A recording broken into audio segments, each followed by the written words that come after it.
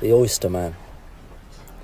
I'll tell you this is a black day for some, a day of deep water, shadows, and the type of memories we just ain't built for. The old man, he was a steady old soul, well liked round here, except by the posh. He'd call them cunts to their face, see? Well, he'd been took on a false charge, a lie told by a landlord over a hedgerow, and now he was in irons aboard a creaking barge, heading out to a hulking transport ship being dragged through the North Sea. He were, along with the rest of us, off to South Australia, Van Diemen's Land. These bastards lording over us weren't foreigners, they were us. We just somehow managed to be born underneath them. No one really knows how it happened, but they got us. No one was swimming away in leg irons, and that was that. Weren't no sunny estuary though. This was the cold grey deeps up near Harwich. The ship had been heaving up the Orwell on the swell, the wind cutting like a knife. The old man, he'd already said he saw a patch of blue coming, and he were right. The wind dropped right out. The old canvas barely wobbled its ropes, let alone filled the sails. The barge weren't going nowhere, and the sea were like a plate of glass, and the sky rolling out like a carpet. That was a rare old sight. The guards were soon nodding off in the shade, and then, after an hour or so, quieter than a mouse stepping on a cotton bud, he were doing it. He were doing something I never thought I'd see. Off the side of the barge, the old man, he was quietly dropping an old sack in the water. He found a scrap of rope and was on the dredge for a few oysters off the side, something to put in his belly. Now don't get me wrong, I've seen someone poaching oysters, eating like a king, but what he did blew me away. I never speak of it much, not even to this day. See, we were just after one last poach, a last taste of the East Coast, sun on his bones, the life of a free Suffolk boy minding his own business. But the guards, hard men with hearts of flint, when they saw him, they went fucking mental. "Get back, you old bastard," one was shouting. "There's the King's waters, the King's, you hear me?" "Man's got a right to eat," he said quietly. "They ain't fucking yours." "You want to swing for it now, do you? For thieving?" The old man, he was shaking. I don't think he was scared. He was just shaking like mad. He just looked him in the eye and said, "You're all prisoners and you can't even see it." And that was enough. Two of them grabbed him, gave him a good hiding. I mean proper. It was horrible. Beaten like I never saw. They could have stopped there, but they didn't. They dragged him across the deck like a dog, kicking him, over and over, kicking him, with their big boots, over and over, stamping on him. They tore the old sack from his hands and put it over his head, and to the cheers of the guards and some of the broken convicts, they heaved him in, chucked him in, irons and all, over the rail into the sea. And the ship just sat there, and them bastards laughing. I felt sick to my stomach. For a full 15 minutes there was nothing, just a ghost of circles in the water where the old boy dropped like a pebble in a pond. Cheering had died, and the guards had sat down again like it were nothing. That was a strange feeling. Quiet. Seemed to go on forever.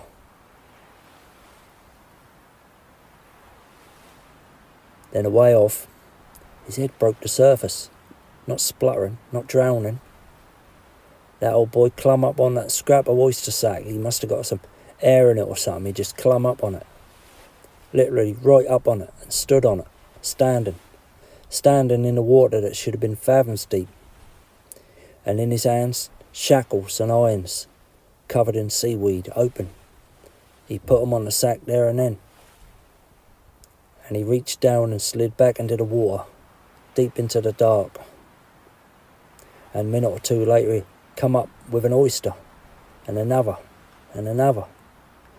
He dived there in the mouth of the estuary, and everywhere he popped up the ship was all on the side boat leaning over towards him. We couldn't believe our eyes. He just kept diving down like he was in the shallows at Shingle Street.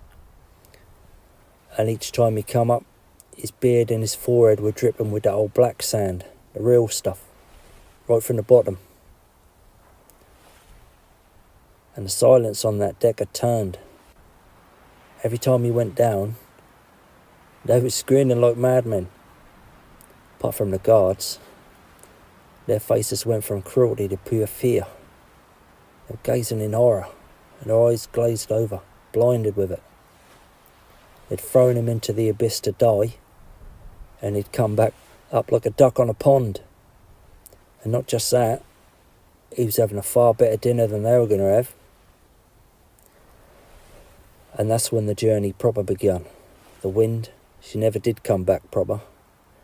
For 3 days and 3 nights that barge drifted on the tide, slow as a funeral, from Harwich Harbour on the Stour, past the dark plump sand of Brightland Sea and the Cone. And that old man, he swam and drifted alongside us. And that's when he started taunting them. Not with words, but with living. So he was free as a gull, and he made a show of it. And when the sun went down and a chill came off the water, us and the guards shivering in their coats, the old man, he swam out to a spit of sand near the old Saxon lays and Malden, and we watched as he gathered driftwood and lit a fire. A little beacon, warm and defiant, blinking at us from the dark. Come morning, he'd be waiting for us. That oyster sack.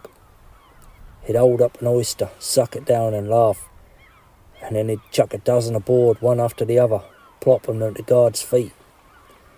Get out inside, you would say. You look hungry. And they was, because their rations was old biscuits and watery beer, and he was feasting like a lord on the fattening grounds of the Crouch. He'd swim to a river inlet, past the Roach, skirting the vast lonely flats of foulness, and we'd see him drinking his fill of fresh water from his cupped hands. And then he'd go out there. He was a king, like a king of the mudflats, and he knew every trick. The guards, they had a deadline, you see, a ship to catch, and with no wind they were powerless. They'd shout their fists and shake, but their voices just sounded small out there. The fear in their eyes turned to something else, kind of awe. They watched him survive in a world that was supposed to kill him. And they saw he could have swum on for Essex and never looked back, but he never did. He just kept on plodding along next to that bleeding barge, feeding his enemies, proving his point. And we was all fat on them oysters, guards and convicts as well. They even broke open a barrel for us one night. That was an apology, you see. They never said nothing, but they was humbled. That fire in that old man's eye. You're all prisoners and all, it said. We was the prisoners, we all was. The guards, they were stuck on that barge, tied to the king's shilling, away from their families, just like we had one leg tied to the other. We was, as they say, all in the same boat. Prisoners, and you can't even see it said. And they saw it all right. We all did. Finally, off the green sand beds of Southend-on-Sea, with the Thames itself in sight, he did it. He swam right up to the side of the barge, that bag on his shoulder, dripping black sand and salt water, and he looked up at them hard men, their faces pale and confused, and he didn't say a word. He just clumb back aboard, picked up his irons from that sack, slipped them back on his own ankles, no key nor nothing, like he was putting on a pair of old boots. And them soldiers, they never looked him in the eye again, not once. A black day for some, a day of deep water. We're all the same though, aren't we? apart from living right and half decent manners. All that journey and weather so calm, it felt like the sea was holding its breath. We drifted in that strange, quiet peace. And them guards never said more than a couple of free words to any of us after what that old fella did. All of us. We escaped the chains for a few days, just like him. Seeing him living off that barge, an old man, turning an old bit of rope into a dinner fit for a king. And onto the ship to South Australia waiting for us. No sooner had that ship appeared on the horizon, it scooped us up from the shadows of London. Can't explain how that feels. A stink of despair. A day of deep water. And the type of memories we just ain't built for. And the Oyster Man, he went missing almost straight away in Australia. Patch of blue come. The guard snoozing. And he just slipped away. Quieter than a mouse stepping on a cotton bud. And that was that.